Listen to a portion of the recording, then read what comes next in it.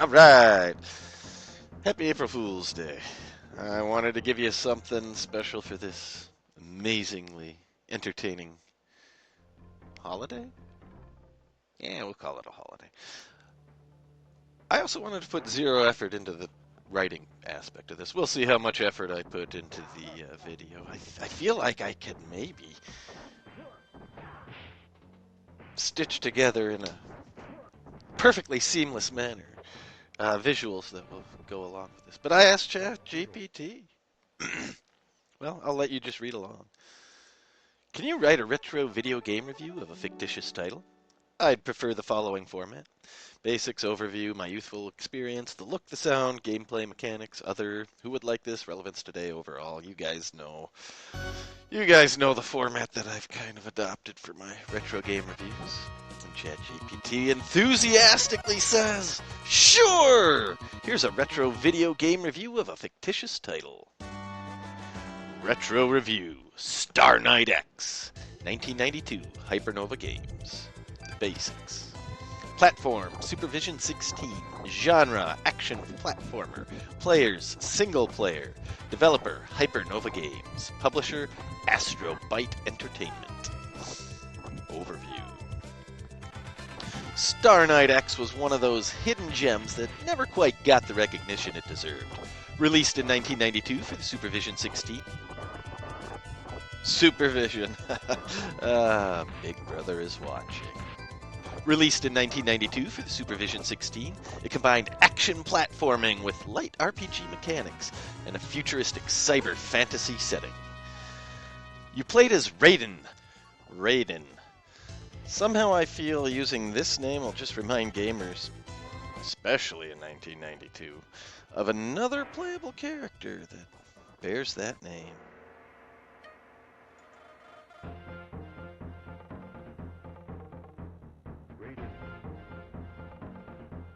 A rogue knight wielding a photon sword on a mission to stop the galactic tyrant, Lord Valtheron. Valtheron? That sounds good. The game was praised for its tight controls, branching level paths, and stunning sprite work, though it suffered from a publishing. I'm good at reading. Though it suffered from a punishing difficulty curve that kept some players from seeing the later stages. My youthful experience. I first played Star Knight X after renting it from my local video hut, and let me tell you, I was hooked. The swordplay felt ahead of its time, and I was convinced this was the coolest game nobody else was playing. I never actually finished it as a kid. Blame that brutal third stage boss. But it left an impression that stayed with me for years. I'm going to interject right here. I didn't have a video hut. I did have a local video store. It was just within walking distance. I had to cross one busy street, so I had to earn the trust of my parents to walk there on my own. But I would rent video games from that place, and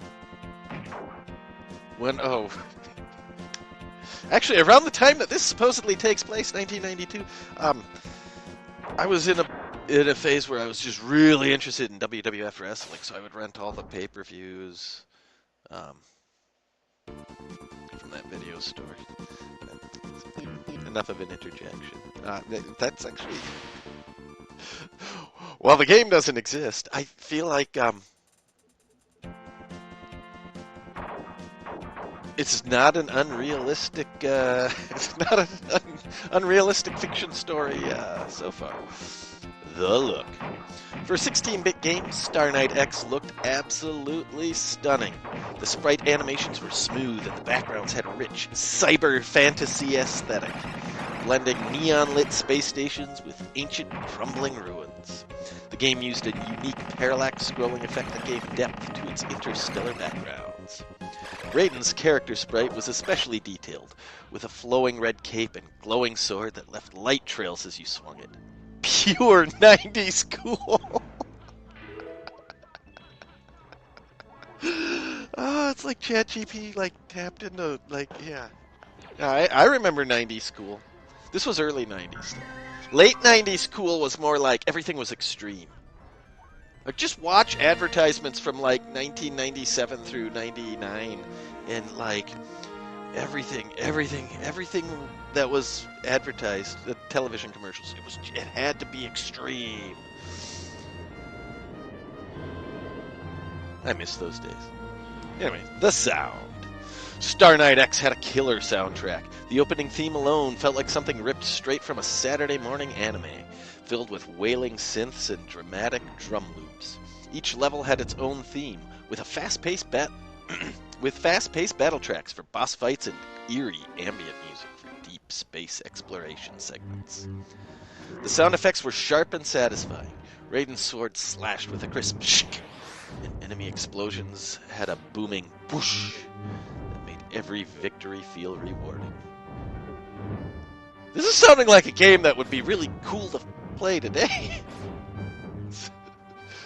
Somebody with developing skills, get on that. Gameplay, mechanics. At its core, Star Knight X was an action platformer with some light RPG mechanics. You could collect neon cores to upgrade Raiden's health, attack power, and special abilities. Sword combat. Unlike most platformers at the time, this wasn't just a press attack to swing deal.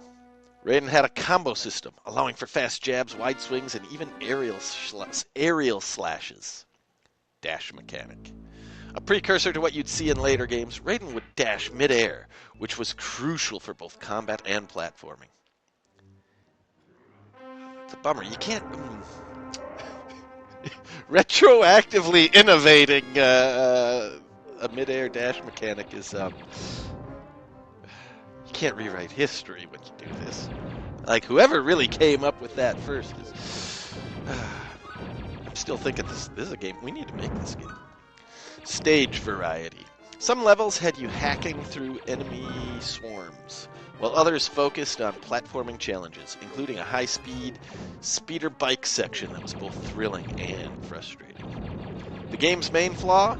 The difficulty.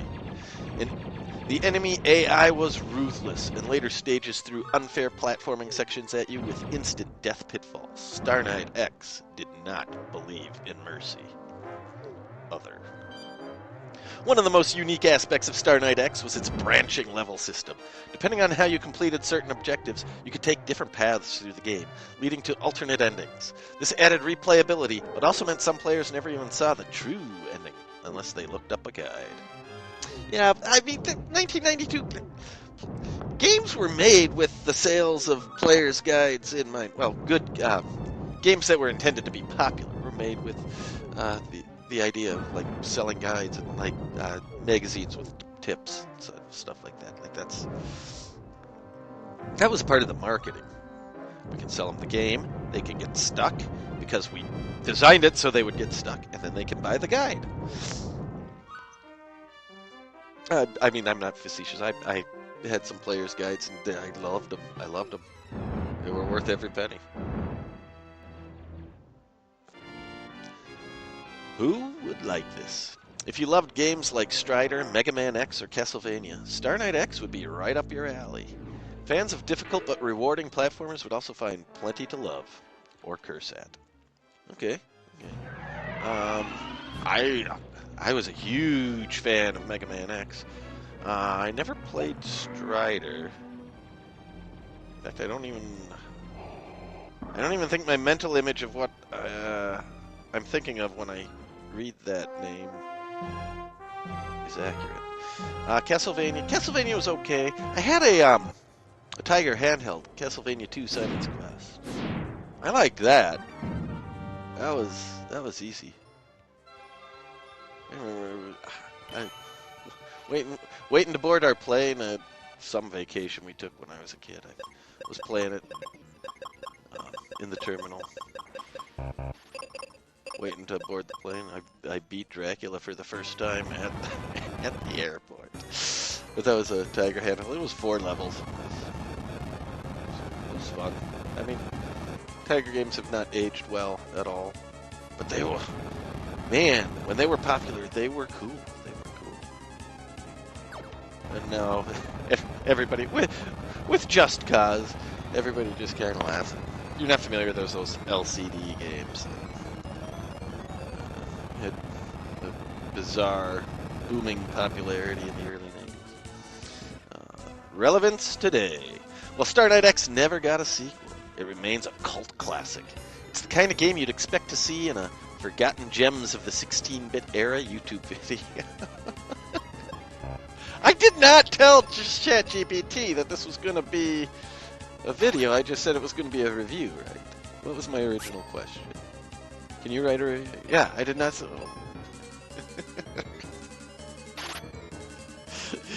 ChatGPT knows. It knows. There have been rumors of an indie studio working on a spiritual successor, and honestly, it deserves one. Overall, okay, I'm not going to give it a star rating. A forgotten masterpiece with tight mechanics, beautiful pixel art, and a brutal difficulty curve. Worth playing, if you have the patience. Would you play Star Knight X if it were real?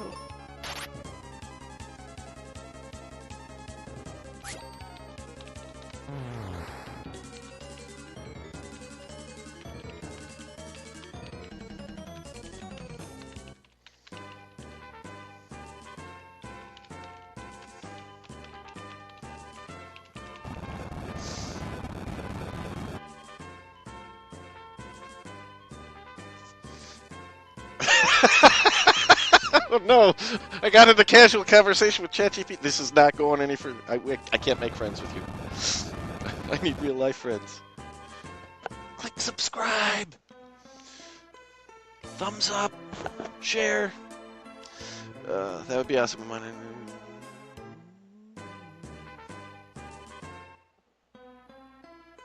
Oh, uh-oh. All my programming friends. ChatGPT wants to collab with you. I'd love to praise. Oh, too much fun. Alright, I gotta get out of here before this rabbit hole gets too deep.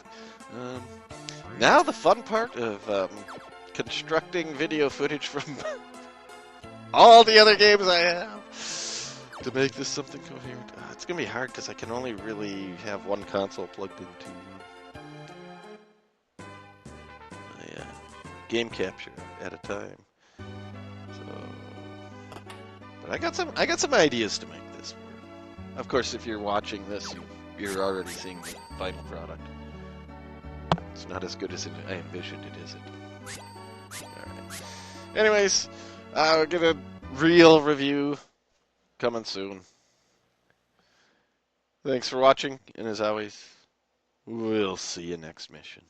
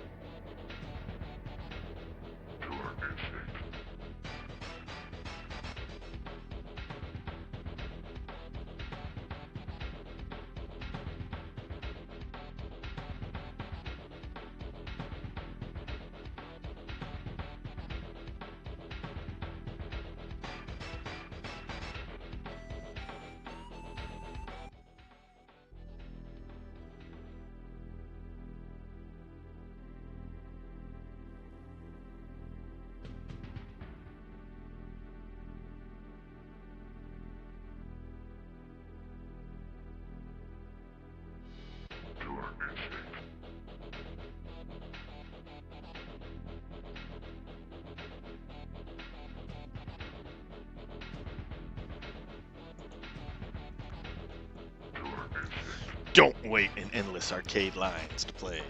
Killer Instinct comes to Super NES with action, graphics, and sound that annihilates all other combat games. Fulgor, Jago, B Orchid, Spinal, and all your favorite warriors contend in the Ultra Tech KI tournament. Each combatant engages in the KI combo theory of connected moves and finishing tactics to destroy their opponents. With incredible displays of eye lasers, ice lancers, wind kicks, and laser blades, these fearless fighters prove their battle prowess. But remember, If you lose, it's hero to zero. Welcome. Today we tackle a rare classic. See what I did there? Killer Instinct. Published at the end of the early 90s' Magic Eye craze. Magic Eye. How come the generic name, Stereogram, is so superior by orders of magnitude than the brand name? Huh? I guess my window of opportunity to complain about this is long since closed. So, Killer Instinct. Let's go. Background viewing. As is the case with all my retro game reviews, I've provided some additional viewing content in the description below. So please, go ahead and give SNES Drunk's review of this game a good watch. Then come back here for the 999 experience of Killer Instinct.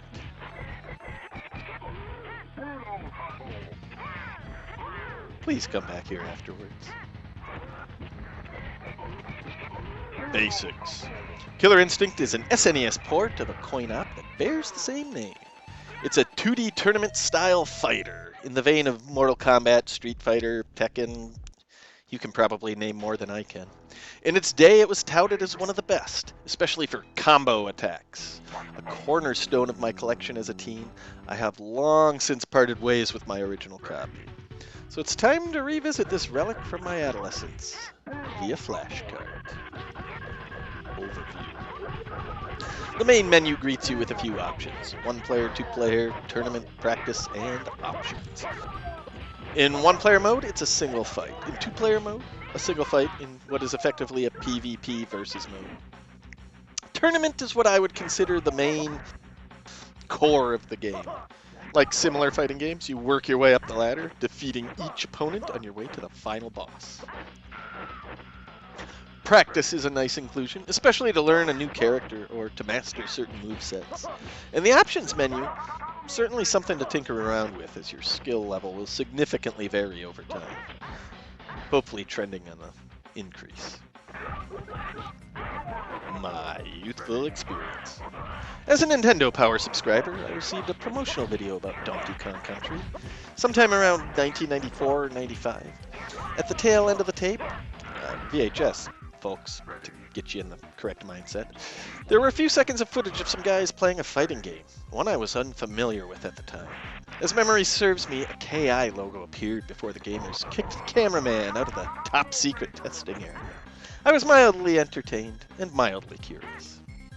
Only a few weeks later, I saw a Killer Instinct cabinet at an arcade. I loosely made the connection to the footage in the video, but was uninterested in playing. Simultaneously, I was getting more and more into these types of games, talking much about the Mortal Kombat series with classmates, and even challenging each other in class and meeting up at the arcade afterwards. I was totally outmatched, but developed a passion for these games and picked up the home versions of a few of them. I was ripely conditioned for Killer Instinct when the Nintendo Power review of it arrived in my mailbox. It would not take long for me to save up and purchase a copy, and play it. And play it, and play it, and play it, and play it, and play it. It quickly became my favorite tournament-style fighter. Let's see how it holds up now, decades later. Look. From a contemporary perspective, Killer Instinct still looks impressive. That said, it hasn't aged as well as some other fighting games from the era, or the SNES library in general. The backgrounds hold up well. Some even look great. The animations remain phenomenal. But the sprites, they just don't have that level of detail that I remember. It's not bad, just not as sharp as nostalgia might suggest.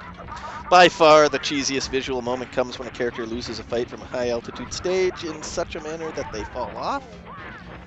Instead of a dramatic, bone-crunching fall, the defeated fighter transforms into what looks like a limp cardboard cutout, wobbling and twirling towards the screen like a discount Halloween decoration caught in the wind. It's less tragic defeat and more cheap arcade prize flung into the abyss. I'm no Mode 7 expert, but if that effect relies on it, which I have the feeling that is what is at play here, correct me if I'm mistaken, let's just say this wasn't the moment to show off the tech. To be fair, at the tail end of the cinematic, the bone-crushing thud does pay off. The sound. Amazing. This soundtrack is top tier, among the best. Then and now. If you have a reasonable way to set it up, and you hand out candy on Halloween, go ahead and put the Saberwolf theme on loop outside your front door. It creates such an ambiance that it fits the theme of the holiday, and the kids will love it. And the rest of the songs are marvelous as well. It's so good! Sound effects and limited digitized vocals add to the experience, but honestly, they aren't even necessary. The compositions are just so sensational that the rest of the audio is effectively irrelevant, or a subtle bonus. Gameplay. The controls are firm, solid, movement is good, and I even remember some of the movesets from some of the characters. I won't be silly though, I've forgotten a ton. Orchid was my jam back in the day, and I clearly remember many of her moves, and can still string together some impressive combos. I don't remember the inputs for her Ultra combo, or the inputs for any of the finishers for any character, but it's the internet era, so that can be relearned quite easily with a quick search. I also had some success with TJ Combo and Riptor, which use similar inputs for most of their devastating moves and combo attacks. While I had combo breakers set to easy from the setting menu, I didn't pull off very many. I was, however, able to complete the game on the 3-star difficulty in under an hour, using only 23 continues. Oof, I'm rusty indeed. I rate the controls good, the physics are solid, and the movement feels natural. Other. I touched upon the settings menu, and you should definitely explore it. The default settings are quite intense for beginners, and even people who consider themselves pretty good 30 years ago, but just haven't played for decades. There's plenty to experiment with on the settings menu, but it's not nearly as overwhelming as you would see in a lot more modern games. When completing the game, on some of the lower difficulty settings, the game congratulates you. Then it insults you. I love this. Get good, rookie. Motivating you to tackle the next difficulty level. And, should you feel up to the challenge, master the game. The one-player experience. To me, the one-player experience is the primary way to get the most out of this game. 2-player versus is available, but unequal skill levels in a game of this sort can be boring for the better player, and sheer frustration for the less skilled player. If you can find a counterpart of comparable experience, however, it can be an extremely fun bonding experience, and the desire to challenge for a rematch can become irresistible. I also recall having found some Easter eggs back in the day, probably through Nintendo Power by word of mouth, which I've long since forgotten. But if memory serves me right, Idol is a playable character if you enter the correct secret code. Who would like this? These days, I don't have a strong passion for these tournament-style fighting games. The exceptions are exclusively limited to my nostalgia. Mortal Kombat 1 and 2, Street Fighter 2, Clay Fighters, and Killer Instinct are the only ones I really have interest in playing in the 21st century. The ones I played as a teen.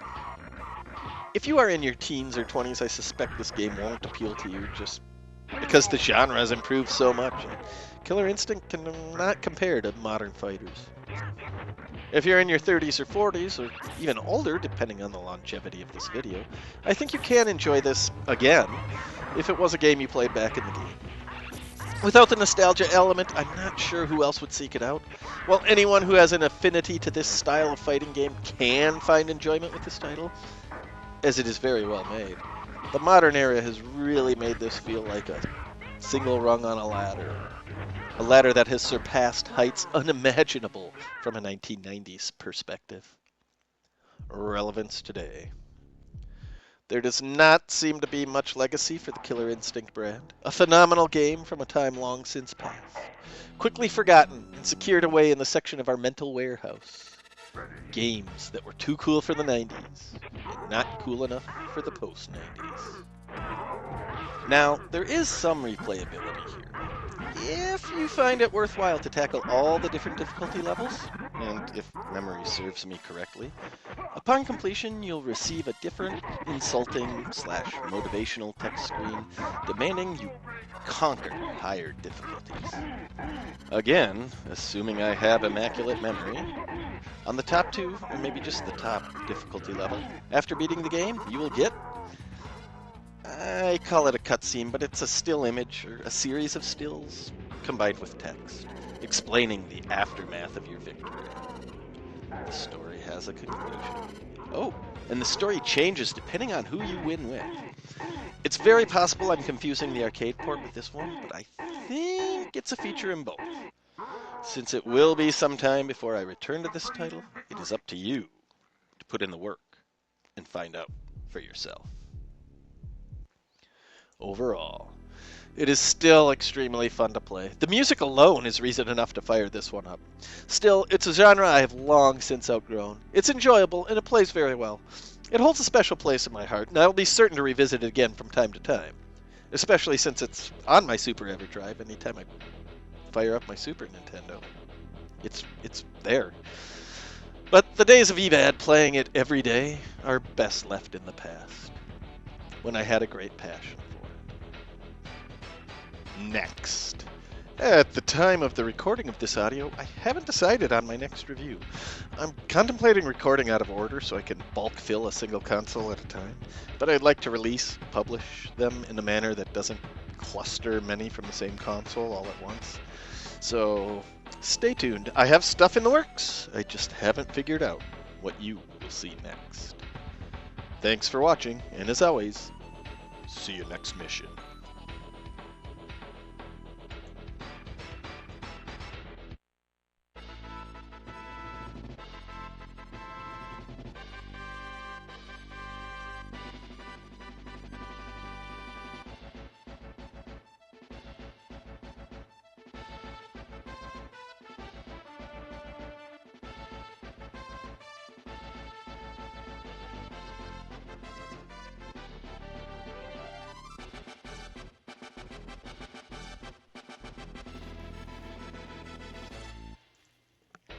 Hey, 999, EVAD here. Pipes are interesting. We usually think of them as things that carry water, or gas, or sound, if you're into organ music. But a pipe is also a portal, a question. What's on the other side? And few games have ever captured that feeling of trusting the unseen better than Super Mario Bros. A game where sometimes the only way forward is to leap. In Super Mario Bros., leaping isn't just something you do, it's your multi-purpose weapon in the masterpiece. Jumping isn't just movement, it's survival. But survival, of course, doesn't just happen. It has to be designed. And in the early 80s, Nintendo unleashed a team that would design survival and joy in a way no one had ever seen. Super Mario Bros. Was crafted by Nintendo's R&D 4 division, directed by a young designer named Shigeru Miyamoto, and shaped hand in hand with Takashi Tezuka. Two minds working together to build not just levels, but a whole philosophy of play. The programming, making it all work on limited hardware, came from Toshihiko Nakago and Kazuaki Morita.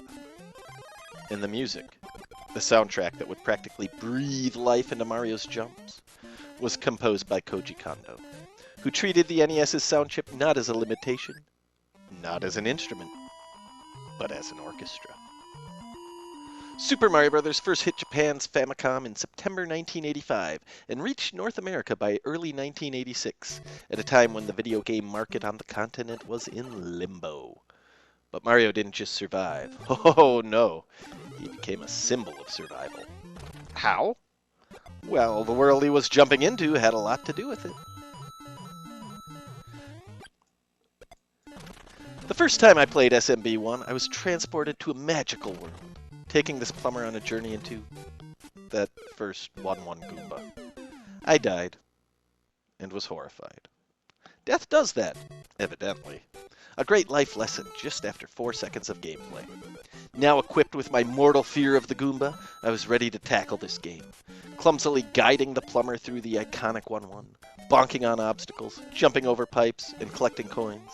The need to progress from left to right was ingrained in my young self. Then I fell in a pit. Meanwhile, my cousin, who owned the game, was getting opportunities between each of my deaths. He sent Mario down a pipe. I was in awe. A dark room filled with riches. He collected the goodies and was on his way to the flagpole, reaching the top and receiving the coveted maximum flagpole score. These youthful experiences were plentiful. I remember many vividly, like when I saw him running along the ceiling of one too. Was he cheating? Maybe. But in that moment, I knew I must try to get up there too. Always jealous of why my friends would get fireworks celebrations at the end of levels and I wouldn't. Constantly trying to push myself harder and harder. The game was hard, but it was hard in such a fun way that I couldn't put it down. It was imperative that I got better. There were so many more levels to explore, to run around in, to leap through. This game made the eternal struggle for survival fun, and its many components crept into my day-to-day life. All this 3 years before I would ever even own my first NES. I got pretty good at the game, considering I only had access to it when visiting friends. But good is relative, and it was unfathomable how much I would improve with platforming on this game engine. It was a game unlike anything I had ever seen before, and what I had seen was phenomenal. The look. When you first boot up Super Mario Bros., the visuals don't just show you a world, they invite you into it. Mario and Luigi pop off the screen, simple, bold, recognizable at a glance. Their iconic overalls and hats make their arms and heads really pop on old CRT TVs. The Goombas? Little balls of menace. They're simple too, just a handful of pixels tall, but their frowns are unmistakable. And then there were the Koopas. I have to confess, when I was a kid, I thought they were ducks. Friends insisted they were turtles. And when I pointed at the pair of Koopas saying, "Turtles don't have wings," they came right back at me with, "Yeah, well, ducks don't have shells." Touché. Eventually, the official manual settled it. Turtles. But before I even knew what they were, they looked fantastic, colorful, bouncy, alive. And it wasn't just the characters. The backgrounds were a revelation. Bright, playful skies with clouds and cheerful colors when you're above ground. Dark, drab, almost claustrophobic tones when you venture underground. But contrast that with the open-air sky platforming stages, like World 1-3, where there's hardly any ground at all. Just tiny platforms and a yawning, happy blue void beneath you. Those stages didn't feel claustrophobic. They felt like freedom. And why is that?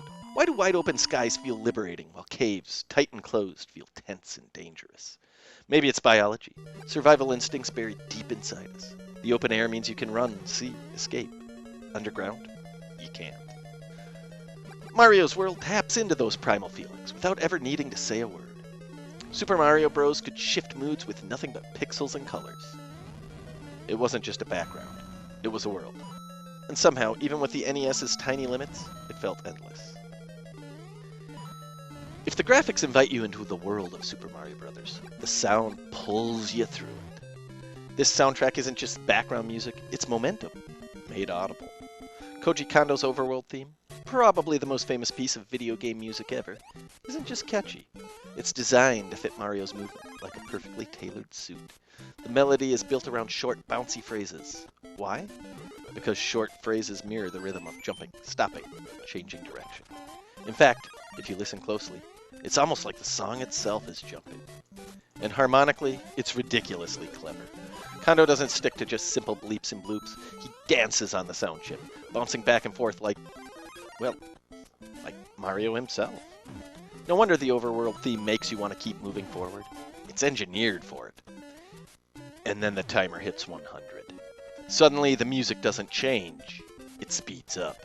Same notes, same structure, but your brain hears it differently. Faster tempo equals higher urgency. Your heart rate and the soundtrack sync up. It's like the game itself is pushing you from behind, whispering, "Hurry, hurry." Other musical tracks pull similar tricks. The underground section, lower pitch, heavy repetition, like echoes in a cave. The underwater music, flowing, smooth, heavy on longer notes, like you're actually swimming through sound. The invincibility music, it's bright and jittery, short note bursts that scream, "You're unstoppable!" but not for long. Super Mario Bros. Doesn't just sound good, it sounds right. Even if you don't know a C major from a sea cucumber, your brain feels it anyway. But music isn't the only way Super Mario Bros. Talks to you. Every sound effect, Pop, boing, plink, zap. It's a tiny musical instrument. Grab a coin, a bright upward blink, like a small reward bell, conditioning on the classic scale. Are you salivating yet?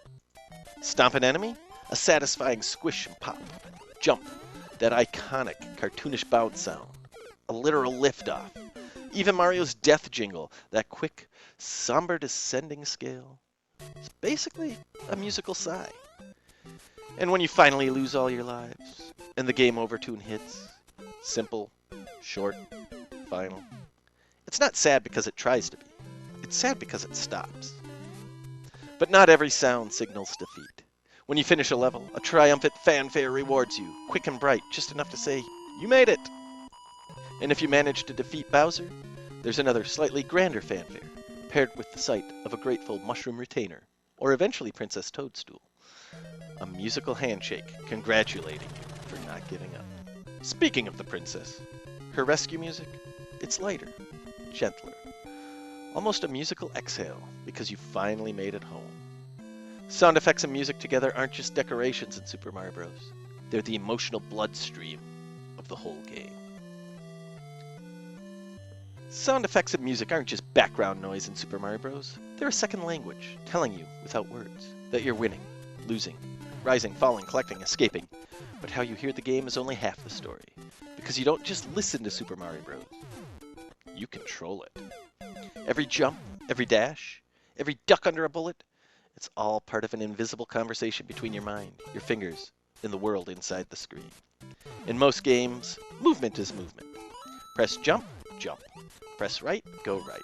Press left, the universe implodes on itself. But Super Mario Bros. Did something different.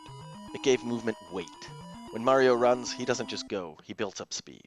When he jumps, he doesn't just rise, he carries momentum through the air, soaring further if you run faster, losing his vertical acceleration earlier if you release the button sooner.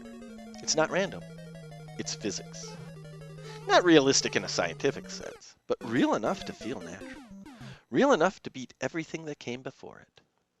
At the time, nobody fully realized just how revolutionary it was, but once you played it, you felt it. Running, jumping, sliding, soaring, it wasn't just animation. It was a new kind of language between the player and the screen. Mario doesn't move the way real people do. He moves the way you wish you could move. Fast, fluid, with just enough slide to feel dangerous, and just enough control to feel possible. It's this tension between slipperiness and precision that makes simply moving in Super Mario Bros. So satisfying, and everything in the game is built around it. Swimming physics in video games are almost always bad. Slippery, stiff, frustrating. But Super Mario Bros. Surprised everyone by making swimming feel like swimming. Not perfect, but playful. Every tap of the jump button gives Mario a kick upward. And just like in real life, the size of your movement depends on the strength of your stroke. It is subtle, but Mario swims higher when you tap the button versus holding it down. Well known among speedrunners, but useful in any precision-critical scenario you may find yourself in. It's a simple system, but it creates a genuine sense of control in a place where most games have nothing but chaos. Speaking of chaos, water levels introduce more randomness than almost anywhere else in the game. Cheap spawns are effectively random. People who know their stuff may talk about frame rules and how patterns can be forced, but to casuals, the word random applies fine here. Bloopers, those ghostly drifting squids, don't just wander. They move according to hidden rules. Get close enough, and some zero in on you, like homing squids. Others appear erratic, until you recognize. They zero in on the direction you are facing. It feels random at first, unpredictable, chaotic, but it isn't. Once you start watching carefully, you realize each blooper spawns with a set behavior style. Identify the pattern, and you can almost dance around them. What seems random at first is actually an invitation to learn. It's not about memorization here, it's about adaptation. And the environment adapts too. Get too close to the open pits at the bottom of the screen, you'll feel something subtle. A pull, a current. Invisible but real, nudging you downward, encouraging mistakes. At first it's disorienting, but soon you'll learn to appreciate it. Just another secret rule in the hidden grammar of Super Mario Bros. The level design, it's honestly pretty overrated. I mean, it's not like World 1 taught millions of players the core mechanics of an entirely new genre without using a single word of text. Or did it? Yes. Yes, it did. It's not just good level design. It basically invented how games teach players without stopping the action to teach them. Maybe Miyamoto just got lucky that day. No, just accidentally designed one of the most influential levels in gaming history. Happens all the time. Accidents happen. That's what I said about the level design, but that was a cheeky lie. The fireworks? Those weren't random. By now it's widely known what causes them, but to avoid the most trivial of all spoilers, I'll refer to the manual on this one. The reason fireworks go off is a secret. See if you can figure it out. That's a challenge. The continue code, hold A, press start, and you'll resume at the start of the last world you reach. It sounds like a playground rumor, but it works. And the second quest, a full replay, faster, harder, with Goombas swapped out for Buzzy Beetles. That's not a bug, that's a bonus. A new game plus. But not everything was planned. One thing definitely wasn't. A broken warp, a glitched pipe, a door to a world that shouldn't exist. The Minus World. There are many resources available to explain it, in far greater detail than the scope of this review. How to, what it is, and why it's different on the FDS. You're free to explore this on your own, and honestly, I encourage it. The one-player experience. In the single-player mode, you're Mario. In two-player mode, you're Mario. And then Luigi. You take turns, not lives. Not screens. Turns. Like chess. Like waiting in line. Like a ritual. The second player doesn't join in mid-level. There's no teamwork, no help, no co-op. Just you watching your sibling, your friend, or your own reflection fall into a pit before it's your turn to try. It's cooperative, but only emotionally. 2 players, 1 story. No sharing. But whether you're jumping solo or tag teaming across turns, the goal is the same. Finish the level, beat the game, rescue the princess, and try not to lose your cool when Luigi slips off a cliff in one more. Relevance today. Legacy isn't always about being first. It's about being unforgettable. And Super Mario Bros. Didn't invent side-scrolling platformers, but it did invent how we remember them. Every coin chime, every pipe, every pixel, this game taught us how video games could feel. Responsive, intuitive, exciting, complete. Mario didn't just jump into a world. He jumped out of the screen and into culture. There are people today who weren't even born when this game came out, but still know the sound of a 1-up. They've never touched an NES controller, but they know exactly what the Minus World is. And those who were there, we remember. Blowing into the cartridge, even though it didn't help. The faint blue tint on a CRT television. Sharing tips at school. Running full speed through 1-1 without stopping. Because you'd played it so many times, it had become muscle memory. Mario was more than just a plumber. He was ours. And somewhere, he still is. Waiting, just beyond the title screen. Ready to run, jump, swim, and slide down that flagpole. One more time.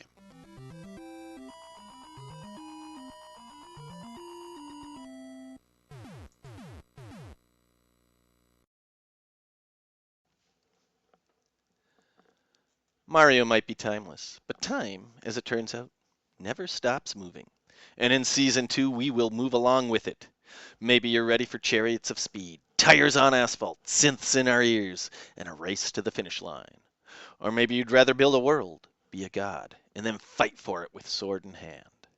Either way, something very different is just around the bend. I'm Evad999. This was Season 1, and the next game, well, it's no plumber's tale. See you next mission. Before we begin, I'd like to preface with, well, When I wrote this review, I thought it would be really well balanced, and upon looking at it, it seems like a little bit harsh on some of the criticisms. It's a good game. It's a good game. You might not get that impression from the what's to follow, but I'm not going to do a rewrite, so here we go. This sensational game combines pulse-stopping action sequences with an intelligent simulation mode, allowing the player to forge a new civilization. Finally, experience a game that fully utilizes the advanced capabilities of the Super NES. Does the back of the box speak the truth about today's retro-reviewed game? Could it possibly deliver all that? Or does it go beyond? Perhaps it falls short. Hyperbole aside, let's crack into this action, adventure, sim, and see what fun is to be had in ActRaiser. Background viewing. Check out the description below. There's some additional takes from creators that are more skilled at the content creation process than I am. The basics. ActRaiser is an action-adventure platformer, or maybe a town-building simulation. Actually, it's both, stitched together like Frankenstein's monster. Technically one being, but the seams definitely show. The storyline and progression do a solid job of tying these wildly different gameplay styles together, making it feel cohesive. But for me, the connection still feels a little loose. If I'm in the mood for just one of these genres, ActRaiser isn't the first game I'd reach for. Overview. In ActRaiser, you build and develop cities, fend off monsters, and strive to create a thriving world for your NPC citizens. At least that's the goal.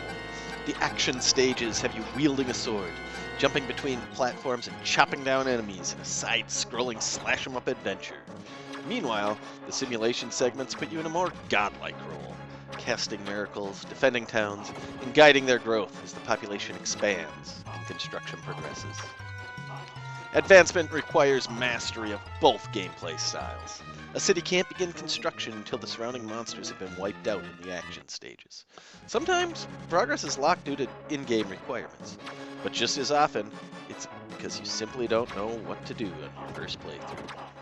So, as a pick-up-and-play title, ActRaiser can be tough. Checking an online manual, or if you have a physical one, a real manual, or watching playthroughs, or even asking for help isn't a bad idea. There are moments where guidance makes all the difference. That said, with enough time and dedication, everything can be learned through gameplay alone. The game does teach you, with subtle and not-so-subtle conversations. Pay attention to any and all on-screen text if you are too stubborn to look anything up. I realize blind and no-spoiler playthroughs seem to be all the craze these days, and I understand. However, there will be game mechanics you will not digest if you don't, at the very least, brush up on the manual. My youthful experience. ActRaiser is a game I had never played in my youth. I was vaguely aware of it, thanks to Nintendo Power and in-store displays, but it never found its way into my collection, nor had it ever been one of those titles I rented. I did give it an hour or so of playtime back on a lone Tuesday in the summer of 2021, and was in way over my head. Fortunately, I streamed that playthrough and had a few friends in chat to explain some things to me. I'm not sure how I would have enjoyed this as a youth. On the one hand, I fully suspect I would have found the sim sections boring and annoying, while the action platforming may have felt clunky to my younger self. On the other hand, in a time and era where I had more time for gaming and more determination to progress through games, it is possible the learning curve would have fit my temporal commitment and attitude towards gaming of the time. So it's hard to say if young Evad would have vibed with this one, or rage quit after 10 minutes and gone back to Mario Kart, like a sensible child. The look. This has a good look to it. Nothing that amazes me at the 16-bit level. Actually, it's pretty standard in that regard. But the art style is iconic and captures a sense of immersion into a very specific universe, a time and place indistinguishable from any other title. A notable accomplishment for a title released in the 16-bit era, and, specifically for the Super Nintendo, a title early in this console's lifespan. And it is noticeable that this is an early release for the console. Not because of anything bad, per se, but Mode 7 shows up like it's trying to impress a date. Flashy, unnecessary, and a little insecure. It's kind of like watching the early episodes of Star Trek The Next Generation. It just feels campy, overacting, and characters hadn't found themselves yet. The developers in the early days of the SNES probably had a kit that showed them what was possible, and a lot of those early titles don't necessarily show things off in a way that make, in my opinion, a whole heck of a lot of sense. They just hadn't got the experience yet to find themselves as devs for this console yet. Don't get me wrong, the look is good. While it looks like an SNES title, it looks like an early SNES title, which is what it is. The sound. It's no secret that my favorite gaming soundtracks come from the SNES. At least when it comes to cartridge-based music. Comparing chiptune compositions to the near limitless potential of optical disc or digital audio wouldn't be fair. So I won't. But even within the realm of cartridge-based soundtracks, I've always found the 16-bit area to be a massive step up from its 8-bit predecessor, offering richer, more complex arrangements while still working within limitations. ActRaiser absolutely delivers in this department. The soundtrack is fantastic, composed with a level of depth and intensity that makes the game world feel even grander. My only real complaint? There just aren't enough tracks. The quality is exceptional, but the limited number of compositions means you'll hear the same songs quite a bit. Still, with what little it has, it offers a couple of different genres of tunes. The title screen music lures you in magnificently, and the action stages deliver music that fit the mood. Meanwhile, while chatting with your ambiguously divine, questionably dressed angel sidekick, the music shifts into what I can only describe as Baroque, by way of beep, beep, boop, boop. Okay, music theorists will tear that claim apart, but that's how it sounds to me. As for the sound effects, they get the job done. They're not bad, but they're not particularly memorable either. Just serviceable. They add to the experience without stealing the spotlight. The SNES set a high bar for audio, and while ActRaiser boasts some phenomenal music and solid effects, it still feels like there was room for even greater variety. Don't get me wrong, I like the way this game sounds, but with a few more tracks and a bit more depth in the sound design, it could have been so much better. Gameplay. ActRaiser gets a lot right in the gameplay department. The action stagers feature fast, responsive controls that feel solid, mostly. There's a slight awkwardness when landing after a forward jump as momentum suddenly halts. Having played a lot of Mario over the years, this took some getting used to. But let's be real, the acclimation period is fairly quick. Collision detection is reliable, and while some jumps appear to be very, very tight, there's a bit of built-in forgiveness. I rarely came up short in platforming sections that looked dangerously tight. Enemy placement can feel a bit trolly at times, especially before you've learned the AI patterns or what's about to scroll on the screen. Some obstacles seem designed to catch you off guard. That said, these moments are rarely fatal, and once you've seen them, they're easy to anticipate. Still, I often found myself just inching forward cautiously just to see what lay ahead. The level design isn't groundbreaking, and the pacing could be smoother, but the game does a good job of teaching you as you go. It offers just enough forgiveness to keep the frustrations minimal, making these nitpicks easy to overlook. Enemy patterns are relatively basic, on short loops, and once you understand them, dealing with them becomes academic. The simulation segments are similarly well designed. Controls are intuitive, the game clearly marks enemy spawn points, making it easy to plan your defenses and your city growth. I did struggle a bit with lining up my arrow shots, but that's more on me than the game itself. Enemy behavior is fairly predictable. Just watch them for a bit, experiment with positioning and shooting and such. Their patterns become trivial to counter. Overall, the gameplay is solid. As I progress further, I'll be curious to see how enemy variety evolves. But as it stands, ActRaiser avoids unfair difficulty, and never once did I feel like the controls were to blame for my misfortunes. A sign of well-tuned mechanics. Possibly the most frustrating part as a beginner is the field of view. It's difficult to see what lies ahead if you're barreling ahead at an exorbitant rate. Things just off-screen can pose danger that you cannot anticipate, at least not until you've developed a familiarity with the stage. There are many parts of this game that I have yet to uncover, and far more I have yet to experiment with. There's a lot of potential here, but it will require greater time commitment than is currently on my palette. I hope to someday, relatively soon, be able to give this game a more robust playthrough. 30 minutes to an hour is insufficient, especially if I'm only to put in those little snippets of gaming once or twice a week. A one-player experience. Well, it's a one-player game, so who would like this? Well, it would be easy to say that fans of simulation and action platformers would like this game. I'm not so certain it's that cut and dry. For starters, the simulation is not necessarily simulation. The game walks the line between genius and genre confusion, but if you like your games with a bit of identity crisis, you'll probably love it. And the action platforming is not devoid of flaws, and regardless of how insignificant they are, don't seem to be present in dedicated action platforms, at least not the great ones. To expand on that, if you like sim but detest action platforming, or vice versa, this game may not be for you. But give it a shot anyway. You never know. Regardless, if you have ample time, an open mind, and the sim plus action platforming is something that appeals to you, I feel like this is a must play. You may or may not like it, but it should be a bucket list item for you. I truly believe you're going to want to commit more hours than usual to this game to develop a fair opinion of it. The rewarding nature of this game is slow to pay off. At least, that's how I feel about it. Legacy. ActRaiser's relevance today is, well, I like to call it niche but noble.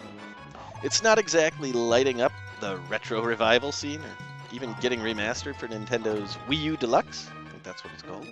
Because we all know that's the next logical step. You might catch a speedrunner slicing through it with surgical precision, or stumble into a forum thread titled, "You guys remember ActRaiser?" with exactly 7 replies.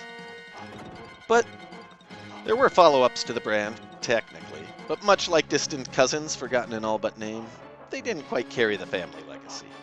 And yet, the game still lives on, quietly, stoically, like a forgotten Greek god wondering why no one builds shrines anymore.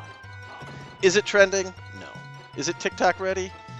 Only if you can make divine urban planning go viral. But hey, maybe you can be the one that makes ActRaiser cool again, the chosen one. Algorithm whisperer, or just someone with a really niche taste and a lot of free time. Still, I can't help but consider, with one of my complaints being the inability to see very far ahead, in the 16:9 aspect ratio era, could a modern remake be viable today? Overall, ActRaiser is a pretty good game. It has nice aesthetics, great sound, although both feel like the SNES is underutilized in these classifications, and proper gameplay. While trying to be an action-adventure platformer while simultaneously being a sim game, it accomplishes both, but it does neither flawlessly. This is a title that has a bit of a learning curve, and subtly asks its players to put in a decent amount of time before actually knowing what they are doing. While not unheard of by the SNES era, the action stages give the illusion that it could be a pick-up-and-play game, while the nuances in the simulation portions clearly dictate otherwise. If you go in with an open mind and a fair amount of time, I think there's a lot of fun to be had with this game. Reading up on it and or watching videos or tips and tricks or explainers can accelerate the learning process. But in the end, it's up to you to decide how you want to play the game. Next, Atari Bad Reviews. Thanks for watching. And as always, see you next mission.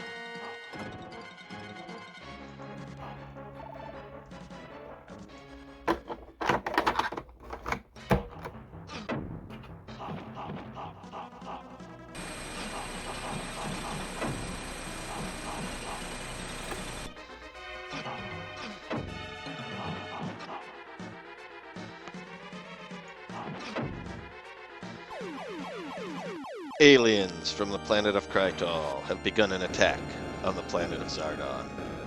The Krytolians are warriors, out to destroy and seize the planet of Zardon. Zardon is the last of the peaceful planets. The Zardonians are skillful and hard-working people. Their cities are built up and rich in resources. It is truly a planet void of crime and violence. Zardon has built a powerful defense system. Several anti-ballistic missile bases have been established within the cities of Zardon. The Zardonians are ready for this attack, and are prepared to fight to save their cities. As base commander, it is your responsibility to protect and defend 6 cities on the planet of Zardon. The Kratolians have begun firing interplanetary ballistic missiles. They are aiming at your cities and missile base. Your only defense is to fire back with anti-ballistic missiles. But watch out. The Kratolians are sly. They also have cruise missiles. Cruise missiles look like satellites, but they are just as deadly as the interplanetary ballistic missiles. Use your anti-ballistic missiles, ABMs, to stop the enemy before your happy and harmonious planet is destroyed.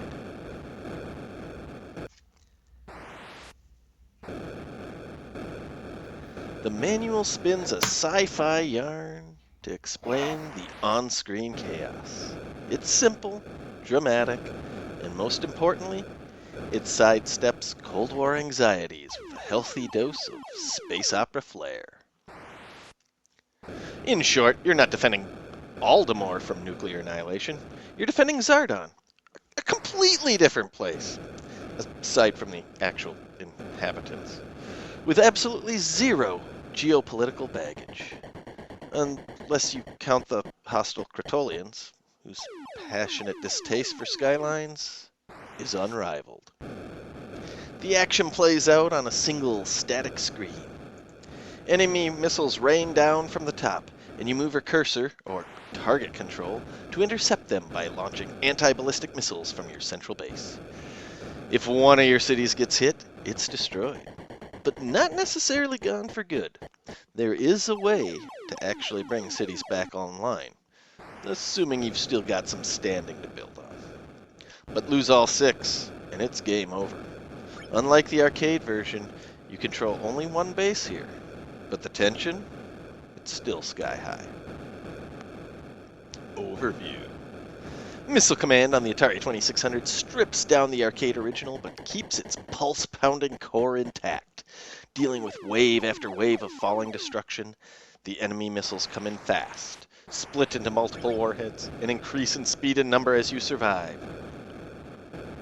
There are no power-ups, no story cutscenes, and definitely no breaks.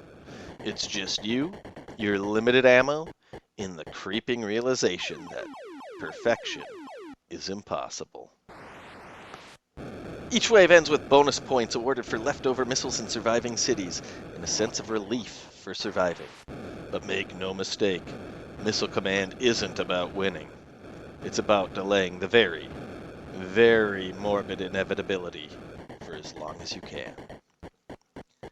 Console switches. Ah, yes, the physical switches. Those charming little toggles that added mystery and confusion to childhood gaming marathons. Power. If this one isn't obvious, I'm deeply concerned for your cities. TV type. Switches between color and black and white display modes. Even on a color TV, setting it to black and white won't break anything. But if you're somehow still rocking a monochrome set from the Carter administration, this option adds contrast to help differentiate similar tones. Not hugely important in Missile Command specifically, but a lifesaver in games where light pinks and yellows are practically twins in grayscale. Select. Cycles through game variations on the title screen. Tap it to advance one by one, or if you're in a hurry, hold select and reset together to scroll through them quickly. Reset. Starts the game, or restarts at mid-play. A quick path to redemption, or surrender. Difficulty switches. There's one for each player, left and right. Set to the B position for normal gameplay. Your ABM speed is faster. Or flip it to A for skilled gameplay. It's a tougher challenge as you need to lead the incoming shot by a greater margin with your slower moving ABMs. My youthful experience. Like a lot of kids, once I got my own NES, my interest in the family Atari took a bit of a nosedive. I was off saving princesses, jumping on turtles, and the old shared console started collecting dust, at least on my end. Mom still fired it up regularly for her nightly centipede high score runs, but I never thought of Dad as much of a gamer. It often felt like he was paying me a courtesy when we play co-op or competitive two-player games with each other. These times were fun, very fun, but they just didn't feel like this is anything he'd consider doing if it wasn't for the parent-child bonding experience. That changed one day when I walked in and found him at the controls. Missile command cartridge locked and loaded, joystick in hand, eyes fixed on the falling doom. And to my surprise, he was good. Like, really good. Turned out this wasn't some random curiosity. He'd been quietly playing for a while, even keeping a notepad full of high scores. Dozens of entries. All him. I thought that was the coolest thing, partly because I hadn't been giving the Atari much love, and partly because it showed me a side of him I hadn't expected. Missile Command became his game, in a way. And now, all these years later, I can't see those falling trails without thinking of him coolly holding the line on planet Zardon. The look. Honestly, it looks good. Nearly good enough to earn a great from me, if we're grading on the 2600 curve. The visuals stick close to the arcade's minimalist approach. Clean, simple colors, basic shapes, and no visual fluff. But that's all Missile Command really needs. The missiles are fast and clear, the explosions are satisfying and puffy, and the cities? You don't need a huge stretch of imagination to recognize them for what they are. Tiny, doomed silhouettes, hoping to be saved. There's little to go on as far as animation, but one thing is notable. When you lose a city, it morphs into a mushroom cloud briefly, before turning to rubble. There's not much extra, but that's part of the charm. Aside from the bright colors against a dark background, the arcade game wasn't a visual showstopper to begin with. And the 2600 handles the translation more than capably. It's a restrained, focused look that works, and works well. The sound. Missile Command is nearly devoid of music, and that's exactly how it should be. Aside from the iconic "dew dew dew dew" that kicks off each wave, a sound I can only interpret as Zardon's version of an air raid siren, the game skips musical compositions entirely. That might seem sparse, but it's fitting. Not just for the limitations of the 2600, but for the cold, eerie tone the game sets. The sound effects are where the real mood setting happens. Enemy ballistic missiles fall in utter silence, which somehow makes them more terrifying. Cruise missiles, on the other hand, shriek down the screen with a high-pitched squeal that instantly demands your attention. Your interceptor shots have a satisfying, distinct pew to them, and successful hits are met with a snappy burst. Try firing when you've already got too many shots on screen, max of 3, and you'll get a different tone entirely. Less explosion and more, "Not now, buddy." It's simple, but it works. When a city or your missile base gets hit, the sound is harsher, almost like an amplified version of the hit noise. Even if you're not looking directly at the screen, you know when something important just got taken out.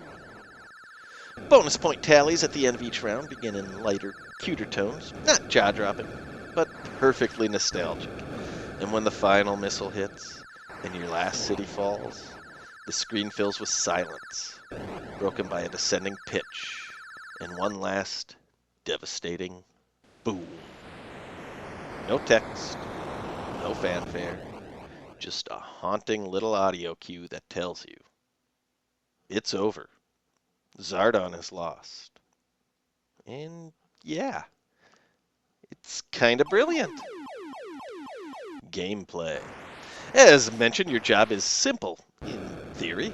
Defend your cities from relentless waves of incoming enemy missiles.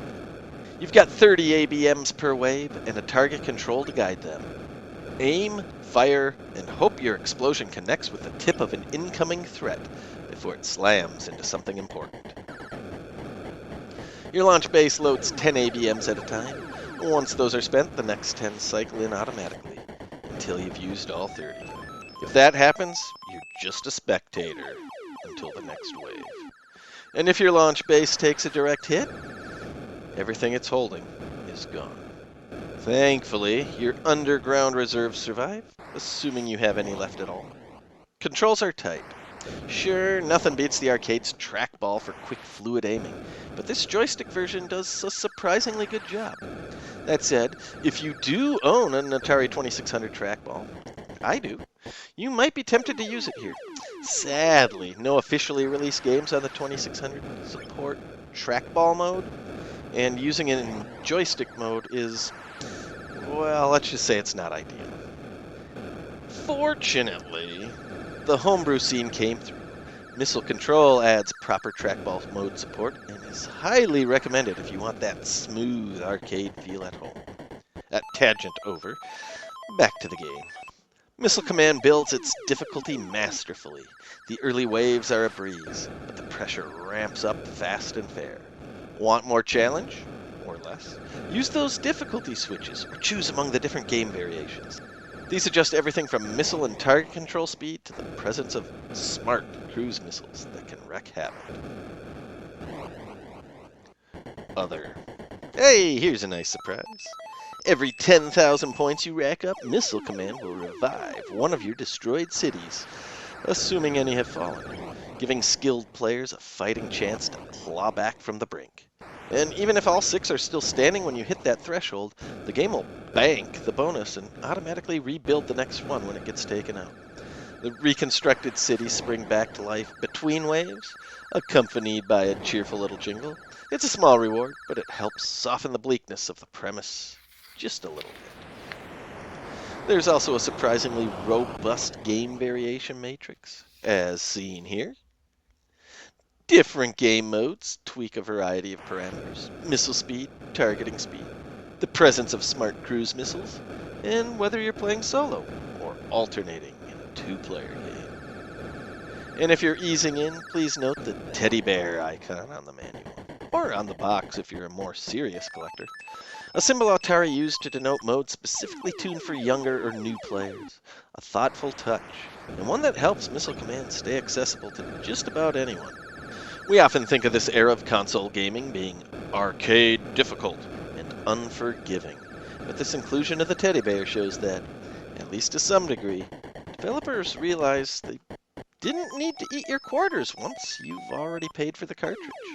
After all, nothing says mass interplanetary devastation like a comforting little teddy bear telling you it's okay to play on easy. Me, myself, and sometimes you.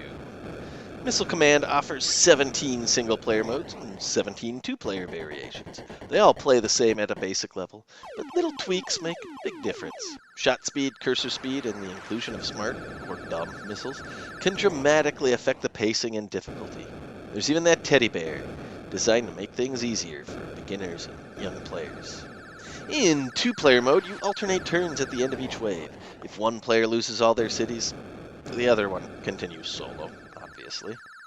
During the game, only the active player's score is shown, but once both players are done, the screen alternates between their final scores. Functional and fair.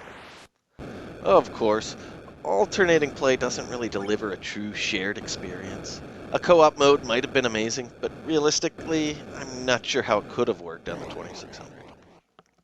Still, whether you're flying solo or sharing the experience with a friend, Missile Command remains a satisfying, tightly designed experience. Who would enjoy this? Gamers young and old can find something to enjoy in Missile Command. The inclusion of the teddy bear settings makes it accessible for newcomers or younger players still developing their skills. And while it won't exactly dazzle by today's audio-visual standards, it doesn't need to. This is a game that welcomes all kinds. Whether you're just looking for a quick 5-minute diversion or settling in for a multi-hour high-score grind, it's simple to learn, tough to master, and oddly timeless. You don't have to be a retro purist to enjoy it. Just someone who appreciates tight, focused gameplay with real stakes. Legacy. Missile Command endures. Not just an arcade classic or a well-done Atari port, but one of the earliest games to leave players with a feeling rather than just a score. That sense of inevitable loss, even when you're doing well, lingers. No matter how good you are, the game ends with the fall of your final city. The best you can hope for is delaying the destruction just a little longer.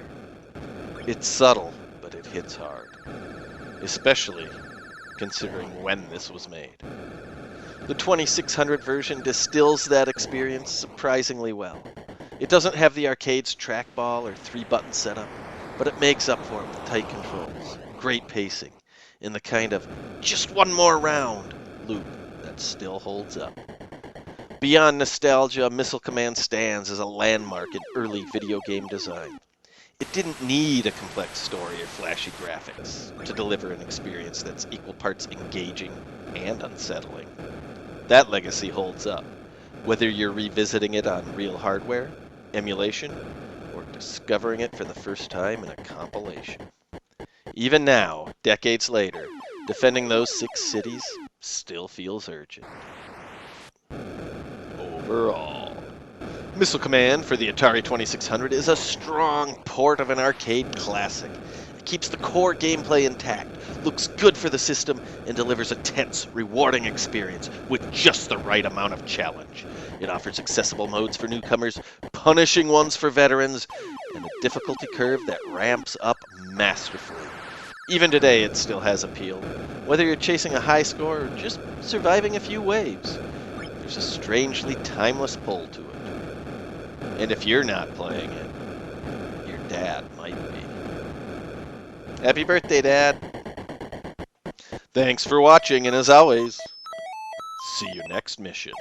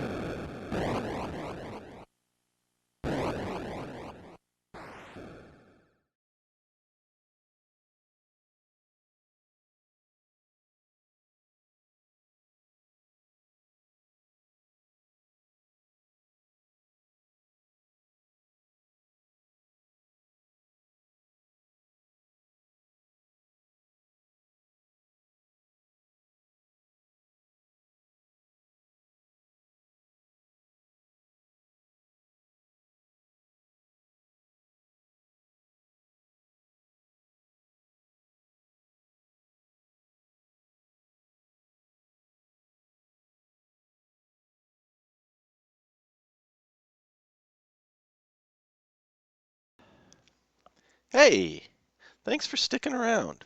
As a reward, I have this little bonus feature for you. So, Missile Command is one of those few games that's fairly easy to find in the black picture label, with the game title in both all caps and also in all lowercase. Now, it's been my observation that the lowercase is less common, but this doesn't appear to affect the prices on the secondary market.